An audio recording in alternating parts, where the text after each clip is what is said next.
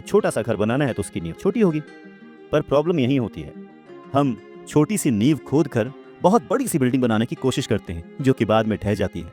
तो जरूरी क्या है? पैसे को समझना, पैसे को संभालना।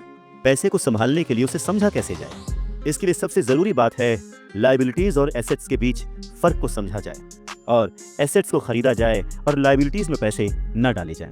अच्छा, ये सुनने में बहुत ही आसान लगता है, लेकिन सच यही है कि ये आपको अमीर बनने में बहुत मदद करेगा। लेकिन अगर ये इतना ही सिंपल है तो फिर हर कोई इस बारे में सोचता क्यों नहीं?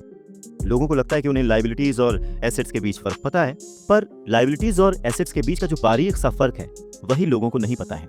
तो चलिए इसके बारे में और डिटेल में बात करते हैं। लायबिलिटीज और एसेट्स क्या है? लायबिलिटीज वो हैं जहां से आपको पैसा कभी नहीं आएगा, उल्टे आपको उसमें और पैसा डालते रहना पड़ेगा। और एसेट्स वो चीजें हैं जो आपको पैसा देती रहेंगी, दिन ब दिन उनकी कीमत बढ़ती रहेगी, वो आपको अमीर और अमीर बनाती रहेंगी। इसको अगर इनकम और एक्सपेंस के टर्म में समझे तो और आसान होगा। सिंपल सा मतलब है, इनकम है कि आपके पास कितना पैसा आया और एक्सपेंस है कि आपने कितना पैसा खर्च किया। तो जब भी ऐसी कंफ्यूजन हो, सही तरीका यह है कि एक बैलेंस शीट बनाएं जिसमें अपने एसेट्स और लायबिलिटीज जरूर लिखें। 1 रुपया मांगता था 2 रुपए थमा देते थे। 1 रुपया मांगता था 2 रुपए थमा देते थे। कुछ इस तरह से पापा मुझे अमीर बना दिया करते थे। कहते हैं कि सोच अगर सही दिशा में हो तो मंजिल बड़ी आसानी से मिल जाती है। इंसान की ज़रूरतों को पूरा करने के लिए पैसे की आज कितनी ज़रूरत है, ये बात हम में से किसी से भी छिपी हुई नहीं है। हम सब दिन रात मेहनत करते हैं, सोचते हैं कि हम अमीर बन जाएं, पर क्या वो सोच हमारे अंदर है? हम छोटे थे तो 1 रुपए 2 रुपए में भी खुश हो जाते थे, पर आज ना जाने कितने पैसे कमाने के बाद भी हम खुश नहीं हो पाते। तो गरीबी ही महसूस होती है, हमेशा कमी लगी रहती है। तो कारण क्या है? फर्क क्या है? फर्क सिर्फ सोच का है, जिसके बारे में रॉबर्ट टी कियोसाकी कहते हैं कि अमीर लोगों के पास ज्यादा पैसा इसलिए होता है क्योंकि वो प्रिंसिपल पर यकीन करते हैं। वहीं दूसरी तरफ गरीब लोग प्रिंसिपल को ठीक से समझ नहीं पाते।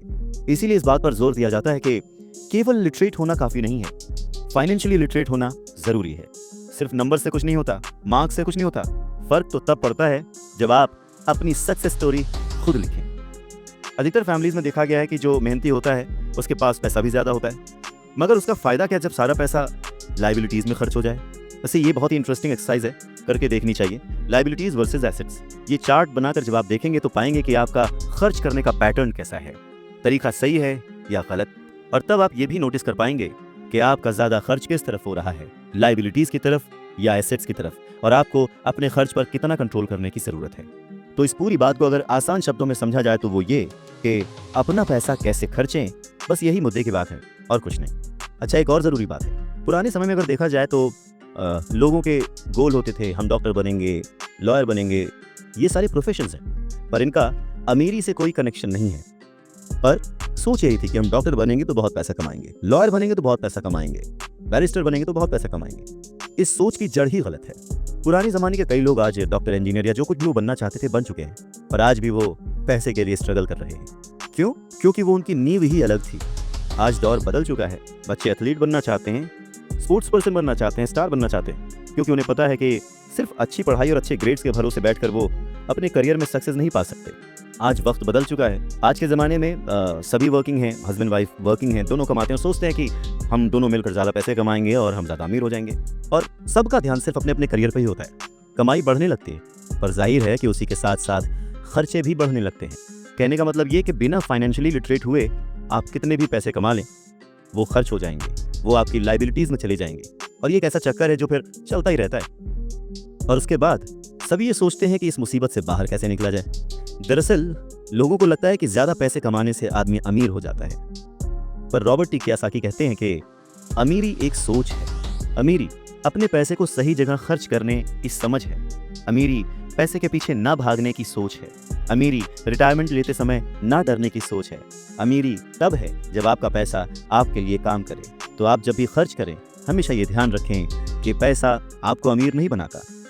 उसे सही जगह पे इन्वेस्ट करना, उसे सही से संभाल कर रखना, या कई बार उसे गलत जगह पर खर्च ना करना भी आपको अमीर ही बनाता है। कहने का मतलब ये कि अमीरी क्या है? अमीरी वो नहीं कि आप कितना पैसा कमा पाते हैं, अमीरी तो वो है कि आप कितना पैसा बचा पाते हैं। आप ठहर जाएंगे तो चलेगा, आपकी सोच नहीं ठहरनी चाहिए, क्योंकि अगर सोच ठहर गई तो जिंदगी बिना किसी सोच के गुजर जाएगी। बात सन 1947 की है। दुनिया की सबसे बड़ी फूड चेन मैकडोनल्ड के फाउंडर रे क्रॉक ने एक MBA क्लास में स्पीच दी। बहुत ही शानदार स्पीच, लोगों ने बहुत तालियां बजाईं, खुश हुए। स्पीच के बाद MBA के स्टूडेंट्स ने उनके साथ वक्त बिताना चाहा, उनसे रिक्वेस्ट की कि सर थोड़ा टाइम हमारे लिए स्पेयर कर लें। बातों बातों में रे क्रॉक ने अचानक एक सवाल किया, क्या आप लोग जानते हैं कि मैं किस बिजनेस में हूँ? अब क्योंकि वो मैकडी को रिप्रेजेंट कर रहे थे तो सभी जानते थे कि भाई आप हैमबर्गर बेचते हैं, फूड बिजनेस में हैं। तो बच्चों ने वही जवाब दिया। इस बात पर रे हंसने लगे। उनका असली बिजनेस तो रियल एस्टेट का है, क्योंकि मैकडी के लिए हर लोकेशन का चुनाव बहुत ही सोच समझकर और रेकी करके किया जाता है। जहाँ उनकी फ्रेंचाइजी बनाई जाती है वो जमीन भी साथ ही बेची जाती थी। तो इसका सीधा मतलब ये था कि फ्रेंचाइजी